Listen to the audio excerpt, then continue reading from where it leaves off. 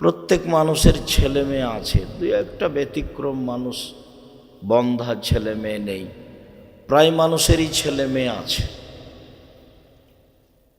পঞ্চম পাস করলে বলে যে আমার ছেলের মেধা ভালো, অষ্টম পাস করলে বলে আমার ছেলের মেধা খুব ভালো, গোল্ডেন পেয়েছে। ম্যাট্রিক পাস করলে বাপ মা আরও খুশি হয়। ইন্টার পাস করার পরে ছেলে মেয়ে বিশ্ববিদ্যালয়ে ভর্তি হবে, তার জন্য 4-5টা করে শিক্ষক রাখে, বাপ মা বেশ খুশি থাকে এবং যেখানেই সুযোগ হয় সেখানেই প্রশংসা করে, আমার মেয়ে গোল্ডেন পেয়েছে, আমার ছেলে গোল্ডেন পেয়েছে। তাহলে তো বোঝা যাচ্ছে যে বাপ মা বুঝে যে ছেলের ভালো ফলাফল, ভালো মন্দ বুঝে। এখানে কথা বলছে কে? তোমরা হয়েছে যাও বসো, দাঁড়িয়ে থাকে না এখানে কেউ।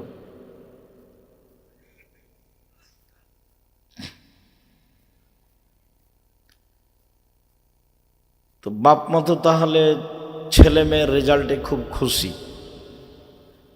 এখন ছেলে মেয়ে যে সকালে গিয়ে ঠাকুরের গান বলছে, ও কালিমা তোমার আকাশ, ও কালিমা তোমার বাতাস, এইটা তো আর বাপ মা বুঝে না। বাপ মা মনে করছে যে কালিমারি তো আকাশ, কালিমারি তো বাতাস। আমরা তো এটা বুঝি না, আমরা বুঝি যে আল্লাহর আকাশ আর আল্লাহর বাতাস, তখন এটা আমাদের গায়ে আঘাত লাগে। এখানে এই জড় পদার্থ বাপ মা, তার তো কোনো অনুভূতি নেই। বাপ মা মাস্টার ডিগ্রি পাশ হলে কি হবে, বাপ মা কলেজের প্রিন্সিপাল হলে কি হবে, তার অনুভূতিতে কাজ করে না যে এই পৃথিবী কালিমার নয়। তো ওর ছেলে গোল্ডেন পেয়েছে তাতেই তো ও খুশি। তারপর যখন একটা বড় ডাক্তার হবে, প্রতারক হবে, চোর হবে, ওই কোম্পানির ওষুধ লিখবে যে কোম্পানি টাকা দেয়, তখন আরও খুশি হবে। বেতনের টাকা আছে, কোম্পানির টাকা আছে, তখন অচিরেই দেখবে যে ছেলে বড় লোক হয়ে গেছে। তখন ভুল বুঝের ওপরে যেতে যেতে যেতে যেতে কবর। মানে কোরআন মাজিদ তো আর পড়া লাগলো না, কোরআন মাজিদ না পড়েও তো ভালো ছেলে মানুষ করলো, ছেলেকে একটা চোর বানালো, ছেলেকে একটা প্রতারক বানালো, ছেলেকে একটা বদ শয়তান বানালো, তো ওতেও তো খুশি। তো কোরআন মাজিদ না পড়েই তো তার চলছে এবং ও মনে করছে যে ভালোই চলছে, তো সমস্যা কি? এখন আল্লাহ বলছেন যে তোমরা তোমাদের পরিবারকে জাহান্নাম থেকে বাঁচাও। এর কিভাবে হতে পারে? তো কিভাবে হতে পারে? তো দেখি একটু, লোকমান হাকিম বলছেন পরিবারকে বাঁচাচ্ছে, বোনাইয়া লা তুশরিক বিল্লাহ, আব্বু আল্লাহর সাথে শিরক করো না। দেখেন পরিবারকে জাহান্নাম থেকে বাঁচানোর পথ, আব্বু আল্লাহর সাথে শিরক করো না। ইন্না শিরকা লাযুলমুন আযীম, নিশ্চয় শিরক মহাপাপ। পাপের জগতে সবচেয়ে বড় পাপ হলো শিরক। আবু হুরায়রা রাদিয়াল্লাহু তাআলা আনহু বলেন, রাসূল সাল্লাল্লাহু আলাইহি সাল্লাম বলেছেন, আকবারুল কাবায়রা সালাসা, সবচেয়ে বড় পাপ 3টি। 1 নম্বর আল ইশরাকু বিল্লাহ, আল্লাহর সাথে শিরক করা। 2 নম্বর উকুকুল ওয়ালিদাইন, পিতা মাতার অবাধ্য চলা। 3 নম্বর শাহাদাতু জুরে, মিথ্যা সাক্ষী দেওয়া। অত্র হাদিসে বড় পাপের 3টে সিরিয়াল এসেছে। তার 1 নম্বরে এসেছে শিরক করা, 2 নম্বরে এসেছে বাপ মাকে না মানা, 3 নম্বরে এসেছে মিথ্যা সাক্ষী। রাজশাহী জেলে শত হাজারো মানুষ আছে 20, 25, 30 বছর থেকে, ও নিজেই জানে না আমি কেন জেলে। জজও জানে না ঘটনা কি, উকিলও জানে না ঘটনা কি, সাক্ষীও জানে না ঘটনা কি। সাক্ষীকে 50,000 টাকা দিয়েছে, তখন সাক্ষী জজের সামনে গিয়ে বলছে আমি 2 চোখে মারতে দেখেছি। যার ব্যাপারে বলছে সেদিন তো ওখানে ছিল না, যার কারণে যে জেলে আসে সেও বুঝলো না সে খালি ভাবছে যে আমি কেন জেলে, আর দিনরাত বলছে শত্রুতা করে আমাকে জেলে দিল, শত্রুতা করে আমাকে জেলে দিল, আমি ওখানে ছিলাম না। ঘটনাই তো তাই। ওইও বুঝলো না যে আমি কেন জেলে, সাক্ষীও বুঝলো না আমি কেন সাক্ষী দিচ্ছি, উকিলও বুঝলো না যে আমি কিসের ওকালতি করছি, জজ তো জানেই না। তাহলে জানে কে? যে সাজিয়েছে সে। তো পরিবারকে বাঁচাবেন কিভাবে? আব্দুল্লাহ ইবনে মাসউদ রাদিয়াল্লাহু তাআলা আনহু বলেন, রাসূল সাল্লাল্লাহু আলাইহি সাল্লামকে জিজ্ঞাসা করা হয়েছিল, আইয়ু যামবে আকবার, সবচেয়ে বড় পাপ কোনটি? এটা জিজ্ঞাসা। তখন আল্লাহ রাসূল বলছেন, আনতাদুল্লাহ নিদ্দানহা খালাকাক, তুমি আল্লাহর সাথে শিরক করবে অথচ আল্লাহ তোমাকে সৃষ্টি করেছেন, এইটা হলো সবচেয়ে বড় পাপ। দুই, আন্তাক্তলা দেখা খাসিয়াতায় তোমামা, সুখী সংসারের আশায়, শান্তিপূর্ণ সংসারের আশায় খাদ্যর ভয়ে ছেলেকে হত্যা করা দ্বিতীয় মহাপাপ। ভূতে ধরেছে সব বাপ মাকে, তাই সবাই মনে করছে যে একটা ছেলে একটা মেয়ে, ভালো সংসার, ওও বদ ওর মাও বদ, ওই ছেলে দুটো বদ, বদের গোড়া সব। ধর্ম থেকে তারা বহু দূরে, পশু প্রাণী। আল্লাহ বলছেন, বুঝেও বুঝে না ওরা অন্তর আছে, বুঝে না, দেখেও দেখে না ওরা চক্ষু আছে, দেখে না, শোনেও শোনে না ওরা কান আছে, শোনে না। উলাইকা কালা আনাম, তারা পশু প্রাণীর মতো, তারা গরু ছাগলের মতো, তারা কুকুর শ্রেণীর মতো, বালহুমাজাল, বরং তার চেয়ে খারাপ। আমি তো বলছি ও নিম্ন শ্রেণীর মানুষ, বদ, আর আল্লাহ বলছেন যে ও কুকুর শ্রেণীর চেয়ে খারাপ। যে মনে করলো একটা ছেলে মেয়ে আমার যথেষ্ট, এ দিয়ে আমার সুখী সংসার, ও না সংসার বুঝে, ও না ছেলে মেয়েকে লালন পালন করা বুঝে, ও না শিরক বুঝে, ও না বেদাত বুঝে। ও ইনকাম করে, বউ রান্না করে খায়, দিন কাটে, চাকরি করে, বউও হতো একটা চাকরি করে, বউও হতো বা হাই স্কুলের বা প্রাইমারির শিক্ষিকা, 20-25-30 হাজার টাকা বেতন পায়, দুইজনই টাকা ইনকাম করে, মনে করছে ভালোই আছি। অথচ এই ভালোটা হলো কুকুর শ্রীলের মতো। আমি বলিনি এই কথা, আর আমি আপনার পাশে থাকি, আপনাকে আমি কষ্ট দিতে আসিনি। আমি 90 সাল থেকে মাঠে আছি। আপনার জীবন যদি আমি কুকুর শ্রীলের মতো প্রমাণ করতে না পারি, আমি বক্তব্য দেব না। আর আপনাকে হিসাব করে আমাকে একদিন 1 মিনিট কথা বলতে হবে, এই জিম্মেদারি আমি নিইনি।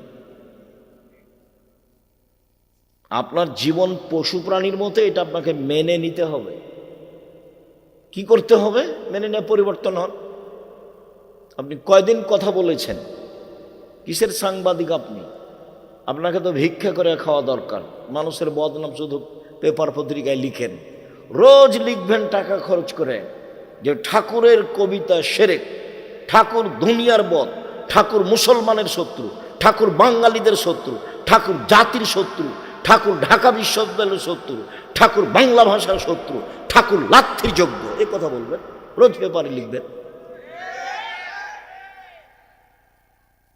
আর বলবেন যে বেগম রোকেয়া সবচেয়ে খারাপ মহিলা, বলেন বেগম রোকেয়া সবচেয়ে খারাপ মহিলা, তাহলে বুঝবো যে আপনার কিছু বিদ্যা বুদ্ধি আছে। একটা সিগারেট দেয়, তার জন্য বলেন অমুকের চরিত্র ফুলের মতো পবিত্র। তোমাদের এই ছেলেপেলার আমি চরিত্র খুব ভালো বুঝি না? খুব ভালো বুঝি আমি তোমাদেরকে দেখলে আমাকে ঘৃণা লাগে। যখন রাস্তায় ছুটো মোটর সাইকেল নিয়ে আর এই সেই নিয়ে, তখন তুমি মনে করো না যে আমি খুব ফুর্তিতে আছি, তোমাকে দেখলে আমাকে থুথু ফেলার ইচ্ছা হয়। তার মানে তুমি নিম্ন শ্রেণীর জাতির, তুমি সবচেয়ে খারাপ জাতির জন্য তুমি বোঝা। তুমি জাতির কি করতে পারো? তুমি জাতির কি করতে পারো? তোমার বড় ডাক্তার জাতির কি করতে পারে? ব্যতিক্রম আছে এই কথা আমি বলি না যে নেই, প্রায় ডাক্তারই যদি ওই কোম্পানির ওষুধ রেখে যেই কোম্পানি তাকে টাকা দেয়, তো ডাক্তারটাও পশু। যে ইঞ্জিনিয়ার চুরি করে, ও আর বাপে বলেছে যে আমার ছেলে মেধাবী, গোল্ডেন পেয়েছে, লন্ডন থেকে পড়েছে, তো চুরি করে। একটা রাস্তা করতে দিলে যা টাকা দিয়েছে তার 3 ভাগ খেয়ে নেয়, 1 ভাগ কাজ করে। কিসের ইঞ্জিনিয়ারও? কে বলেছে ও জাতির জন্য কল্যাণ চাই? ও ওর জন্য চায় না, ওর বাপের জন্য চায় না, ওর মায়ের জন্য চায় না, ওর ছেলে মেয়ের জন্য চায় না। ও তো একটা আস্ত চোর। কি করতে পারে জাতি? শিক্ষা কাকে বলে? আল্লাহ নবী বলছেন, আল্লাহুম্মা ইন্নী আউযু বিকা মিন ইলমিন লা ইয়ানফা। ওই বিদ্যা চায় না যে বিদ্যা উপকার করে না। আল্লাহ তুমি আমাকে ওই বিদ্যা থেকে বাঁচাও যে বিদ্যা উপকার করে না। আল্লাহ তুমি ওই বিদ্যা থেকে বাঁচাও আমাকে যে বিদ্যা উপকার করে না। অমিন কালবিন লা ইয়াখশা। আল্লাহ তুমি ওই অন্তর দিও না যে অন্তর তোমার ভয়ে কাঁদে না। আল্লাহ তোমার কাছে ওই অন্তর থেকে বাঁচতে চায় যে অন্তর, যেই দেল, যে কলিজা তোমার ভয়ে কাঁদে না। অমিন নাফসিন লা তাসবা। ওই আত্মা চায় না যে আত্মা আলহামদুলিল্লাহ বলতে পারে না, অল্পতে তৃপ্তি পায় না, খুশি হয় না, খালি টাকা টাকা, এই সে আত্মা একটুকু শান্তি তৃপ্তি লাভ করে না। ওই আত্মা থেকে বাঁচাও, ওই আত্মা আমি চাই না। অমিন দাওয়াতিন লা ইস্তাজাবা লাহু। ওই দোয়া করতে চায় না যে দোয়া কবুল হয় না। রাসূল সাল্লাল্লাহু আলাইহি ওয়াসাল্লাম দিন রাত বলতেন, বুখারী মুসলিমের হাদিস। এইভাবেই বলতেন। তো যে বিদ্যা আপনাকে কবর দিল, আপনার ছেলেকে কবর দিল, আপনার মেয়েকে কবর দিল, আপনার পরিবারকে কবর দিল, সবাকে ধ্বংস করলো, সেই বিদ্যা নিয়ে আপনি খুশি হলেন কি করে? ছেলে আমার গোল্ডেন পেয়েছে, ছেলে আমার লন্ডনে থাকে, সিটিজেন, নাগরিক হয়েছে।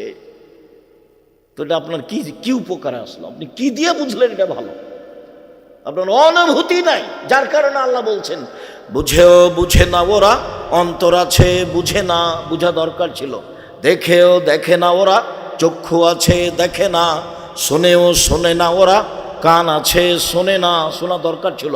উলায়েকা কালা আনাম, তারা পশু প্রাণীর মতো, তারা গরু ছাগলের মতো, তারা কুকুর ছেলের মতো, বালহুমাজাল, বরং তার চেয়ে খারাপ। এ কথা আমি বলিনি, এ কথা আল্লাহ তাআলা বলেছেন। আমার কিছু করার নেই এখানে। লোকমান হাকিম বলেন, আব্বু শিরক করো না, শিরক মহাপাপ। রাসূল সাল্লাল্লাহু আলাইহি সাল্লাম বলছেন যে লা তুশরিক বিল্লাহ ওয়া ইন কুতিলতা হুররিকতা।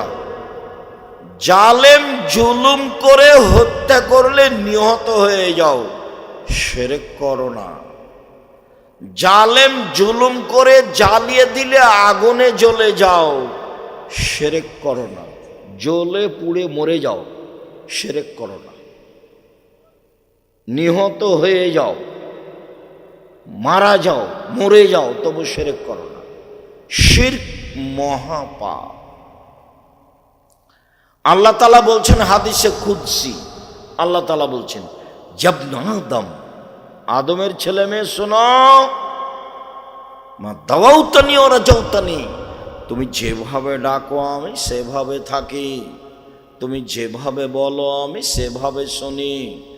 আদমের ছেলে মেয়ে শোনো, তুমি যেভাবে ডাকো আমি সেভাবে থাকি, তুমি যেভাবে বলো আমি সেভাবে শুনি, তুমি যেভাবে আশা পোষণ করো আমি পূর্ণ করে থাকি। তুমি ক্ষমা চাইলে ক্ষমা করে দিই, ওলা উবালি, পরোয়া করি না তুমি কত বড় পাপী, আমি পরোয়া করি না তুমি কত বড় পাপী, আমি পরোয়া করি না তুমি কত বড় পাপী। আদমের ছেলে মেয়ে শোনো, লাউ বালাগাত যুনুবুকা কানাস সামায়ে, তোমার পাপ বেশি হতে হতে হতে যদি আকাশে লেগে যায়, পাপ আর পাপ, সুম্মাস্তাগফিরতানি, এরপরে আমাকে বলো আমার ভুল হয়েছে, তখন আমি ক্ষমা করে দিই। আমি পরোয়া করি না তুমি কত বড় পাপী, আমি পরোয়া করি না তুমি কত বড় পাপী। তুমি যেভাবে ডাকো আমি সেভাবে থাকি, তুমি যেভাবে আশা পোষণ করো সেভাবে আমি পূর্ণ করে থাকি। এটা হলো দুনিয়া। বিচারের মাঠে আল্লাহ আমাদের সামনে আসবেন, বিচারের মাঠে আল্লাহ আবার আমাদের সামনে আসবেন।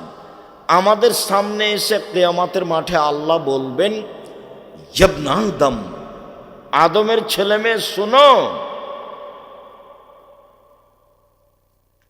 আতাইতা বেকরাবিলার যে খাতায়া, আজকে এসেছো আকাশ জমিন পরিমাণ পাপ নিয়ে, বিচারের মাঠে এসেছো পাপ আর পাপ, তোমাদের পাপ আকাশ জমিন পূর্ণ হয়ে আছে। আমিও এসেছি ও আতাইত বেকরাবিল মাগফিরা, যেই পরিমাণ তুমি পাপ নিয়ে এসেছো সেই পরিমাণ আমি ক্ষমা নিয়ে এসেছি। তোমার যেই পরিমাণ পাপ আমার সেই পরিমাণ ক্ষমা, তোমার যেই পরিমাণ পাপ আমার সেই পরিমাণ ক্ষমা। তোমার পাপ যত আমার ক্ষমা তত, তোমার পাপ যত আমার ক্ষমা তত, যদি শিরক না থাকে। এটা হলো মূল কথা। শিরক থাকলে তো আমাকে অপমান করেছো। তুমি বিড়লদহের মাজারে টাকা দাও বেটা, ফাইজলামি করো।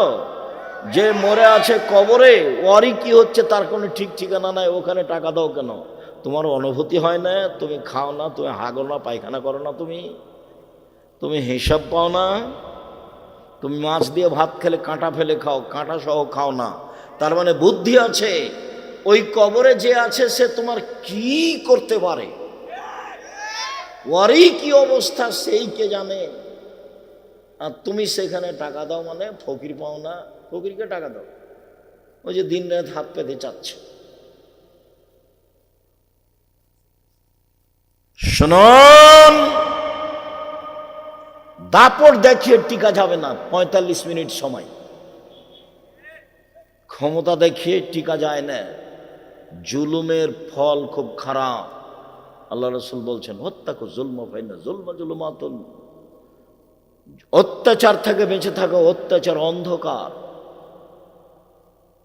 মানুষের উপরে জুলুম হয় জমি দখল করলে, পিটালে, জেলে দিলে, হাজতে দিলে। আর আল্লাহর উপরে জুলুম করা হয় শিরক করলে। মানুষই জুলুম সহ্য করে না, তা আল্লাহ কি দিয়ে সহ্য করবে? জুলুম করে, ক্ষমতা দেখিয়ে, দাপট দেখিয়ে, হইচই করে, জমি দখল করে, মারামারি করে, মানুষকে অপমান করে, লুটতরাজ করে, রাহাজানি করে বেঁচে থাকার চেষ্টা করিয়েন না, ভুল সিদ্ধান্ত। মাটির মানুষ দুদিন বাঁচতে এসে নরম হয়ে বাঁচেন। 5 ওয়াক্ত সালাত, হালাল রুজি, কোরআন তেলাওয়াত, আড্ডা পিটা হারাম, জান্নাত হবে ইনশাআল্লাহ। আড্ডা পিটা কি? এই যে মোবাইলে ল্যাংটা মেয়ে দেখা ঘন্টার ঘন্টা, এটা একটা আড্ডা পিটা। আর একটা আড্ডা পেটে কি? ওই যে দোকানে বসে আছেন, ল্যাংটা মেয়ে নাচছে, মাথায় টুপি আছে, এর গল্প ওর গল্প, চেয়ারম্যান মেম্বার কি করলো, চুরি করলো, কাকে মারলো, এগুলো বলছে। সুদ মহাপাপ, এ কথা ঠিক। সুদের যে ভাষা আল্লাহ নবী উল্লেখ করেছেন, পৃথিবীতে কোনো পাপের ভাষা এরকম নয়। সুদের ভাষা শুনলেই কেমন কেমন লাগে। আল্লাহ রসুল বলছেন যে কেউ যদি 1 টাকা সুদ খায়, 36 বার জেনা করে যত পাপ হবে, 1 টাকা সুদ খেলে তার চেয়ে বেশি পাপ। আল্লাহ রসুল বলছেন সুদের পাপের 17টি ভাগ রয়েছে, ছোট থেকে বড়, বড় থেকে ছোট।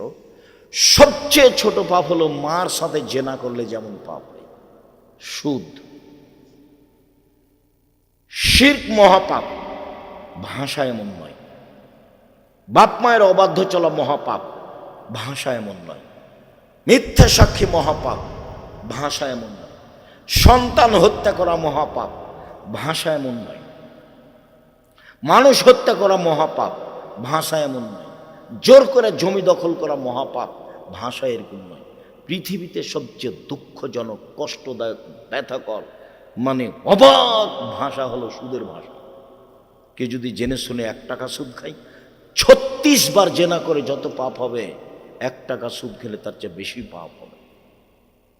বাংলাদেশের মাটিতে এমন কোনো ব্যাংকিং ব্যবস্থা নাই যেটা সুদমুক্ত, এমন কোনো ইন্স্যুরেন্স নেই যেটা সুদমুক্ত। উপার্জনের পথ 4টা। 1, দিন মজুরি, সন্ধ্যায় টাকা শেষ, জীবন শেষ, বাস। 2, চাকরি, 25 দিনে টাকা শেষ হবে, 5 দিন ধার কর্য করে চলবে, জীবনও শেষ, সবই শেষ। 3, জমি চাষ, হয় সমান সমান না হয় লস, হয় সমান সমান না হয় লস। 4, ব্যবসা, সেটা চকলেটের হোক না হয় বাদামের। বাদাম বিক্রি বুঝেন আপনারা?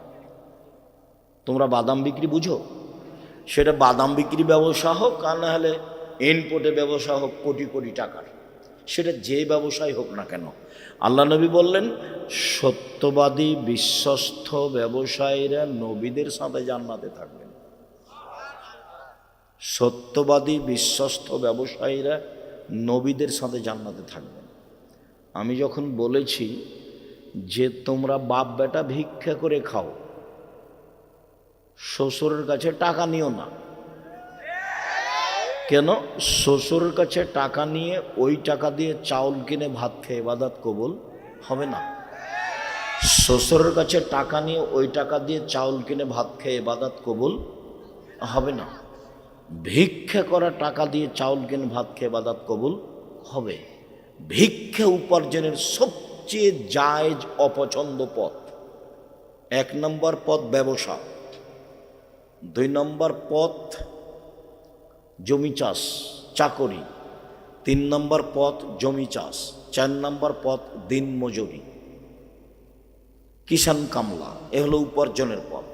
5 নম্বর পথ ভালো নয়, সেটা হলো ভিক্ষা করা। ভিক্ষা করা টাকা দিয়ে চাউল কিনে ভাত খেয়ে ইবাদত কবুল হবে, কিন্তু শ্বশুরের কাছে টাকা নিয়ে ওই টাকা দিয়ে চাউল কিনে ভাত খেয়ে ইবাদত কবুল হবে না। ওটা হারাম টাকা, ওটা সন্ধ্যা হতে হতে ফেরত দিতে হবে। ফাজলামি করো বাপ বেটা, শ্বশুরের মোটর সাইকেল নিয়ে তোমার বাপও চড়ে, তুমিও চড়ো। তো তোমার বাপ তোমাকে, তোমার শ্বশুর তোমাকে খুশি হয়ে দিয়েছে, ফালতু কথা বলো। তোমার শ্বশুর মোটর সাইকেলটা ভিক্ষুককে দিতে দেখি, সব ফাজলামি করো। তোমরা বাপ বেটার মুখখান কালো হয়ে আছে দেখো। তোমার বাপকে যদি আমি পশু প্রাণীর চেয়ে খারাপ প্রমাণ করতে না পারি, আমি বক্তব্য দেব না, এখনই সালাম দিয়ে উঠে যাব। তোমার বাপের কাছে আমি জিম্মি নই। 90 সাল থেকে আমি মাঠে আছি, এই দেশের কোনো মানুষের কাছে আমি জিম্মি নই, 1 মিনিটের জন্য নই, 1 মিনিটের জন্য নই। আজও যে তোমার কাছে এসেছি অগ্রিম পাথর নিয়ে আসিনি, এমনি এসেছি। 30 বছরে কোনোদিন মানুষের কাছে পথ খরচ চাইনি, 35 বছরে। আমি জিম্মি নই তোমার কাছে। তোমাকে প্রমাণ করতে এসেছি যে তোমার জীবন পশু প্রাণীর মতো, এই জন্য এসেছি। তোমার বাপ মাকে যদি আমি অশিক্ষিত প্রমাণ করতে না পারি, আমি জাতির সামনে বক্তব্য দেব না। লোকমান হাকিম বলছেন, আব্বু আকিমিস সালাহ, সালাত আদায় করো। নামাজ ছেলে মেয়েকে পড়তে বললে পরিবারকে জাহান্নাম থেকে বাঁচানো যাবে। শিরক থেকে ছেলে মেয়েকে রক্ষা করলে জাহান্নাম থেকে বাঁচানো যাবে। ছেলে ঘুম থেকে উঠে স্কুলে গিয়ে বলে ও কালিমা তোমার আকাশ, তাহলে আপনার ছেলে মেয়েকে আপনি জাহান্নাম থেকে বাঁচালেন কি করে? এই সুবাদে আরো বলছি, আমি এই দেশের মাটিতে উন্নত মানের প্রতিষ্ঠান গড়বই ইনশাআল্লাহ, যেখানে ছেলে মেয়ে বাংলা ইংরেজি আরবি উন্নত মানের শিক্ষা অর্জন করে জাতির অন্যায়ের বিরুদ্ধে লড়বে, মুখে কলমে মিডিয়ায় লড়বে ইনশাআল্লাহ। আপনার বাড়ির পাশে আছে, কেন যান না তা তো আমি বলতে পারবো না। ডাঙ্গিপাড়া 50 বিঘা জমির উপরে, 50 বিঘা জমির উপরে জামিয়া সালাফিয়ায় 5000-এর বেশি ছেলে মেয়ে পড়াশোনা করে। 300 জন শিক্ষক শিক্ষিকা আছে দেশ বিদেশের। 40 লক্ষ টাকা মাসে বেতন লাগে, 40 লক্ষ। দেখতে গেছেন কোনোদিন? দেখতে যান না কেন? নিজের ছেলে মেয়েকে বাঁচানোর চেষ্টা করেন। আপনি খুশি হয়েছেন, গোল্ডেন পেয়েছে ছেলে, আমিও খুশি, কিন্তু ছেলে যে চোর সেটার জবাব কি? বড় ডাক্তার সেদিন আসলে, কি গ্রামের নাম, ধাদাস, সেদিন আসলো ধাদাস। সেদিন তো আপনার ছেলে গাড়ি থেকে নামলো, আপনিও খুশি। পিজি হাসপাতালের চাকরি করে, 3 লাখ টাকা বেতন মাসে, গাড়ি থেকে নামলো, এসে গ্রামের মা চাচিও খুব খুশি। তো নামলো যখন, তখন দেখা গেল গলায় টাই আছে, প্যান্টটা টাকানোর নিচে আছে, দাড়ি চাঁচা আছে, হাতে সিগারেট আছে। একটু পরে বৌমা গাড়ি থেকে নামলো, গায়ে হালকা হালকা কাপড় আছে। একটু পরে নাতনি গাড়ি থেকে নামলো, গায়ে তেমন কাপড় নেই। দেখা গেল গাড়ির পিছন দিকে কুকুর আছে। তো আপনি এটা দেখে কি বুঝলেন? আপনার ছেলে মেধাবী, আমি এটা বুঝলাম। গোল্ডেন পেয়েছে, এটাও বুঝলাম। লন্ডন থেকে পড়ে এসেছে, এটাও বুঝলাম। পিজি হাসপাতালে ডাক্তারি করে, এটাও বুঝলাম। তারপরে আপনি বলেন ও তো কোম্পানির ওষুধ লিখে, যে কোম্পানি তাকে টাকা দিয়েছে। কি করতে পারি আমি, আপনার আমি কি উপকার করতে পারি? আপনার অবস্থা দেখলে চাঁপাইনবাবগঞ্জের একটা এলাকার ভাষা মনে পড়ে, সেটা হলো আমও গেল, ছালাও গেল, কাঁদতে কাঁদতে দুই চোখও গেল, মানে সবই গেছে। আপনিও খুশি, আপনার স্ত্রীও খুশি, দুইজনেই খুশি। ছেলে চাকরি করে 3 লাখ টাকা বেতন, মাও খুশি, বাপও খুশি। কেমন জীবন এটা? জীবনটা কেমন? লোকমান হাকিম বলছেন, আব্বু পরিবার জাহান্নাম থেকে বাঁচাতে হবে, শিরক করো না আব্বু, শিরক মহাপাপ, জাতির উপকার। 2 সালাত আদায় করো। 3 ভালো কাজের আদেশ করো, মন্দ কাজের নিষেধ করো। এতে সমস্যা আসবে, ধৈর্য ধারণ করো। পৃথিবীতে মানুষের জীবনে সবচেয়ে বড় কাজ ধৈর্য ধারণ করা। মানুষের জীবনে যত কাজ আছে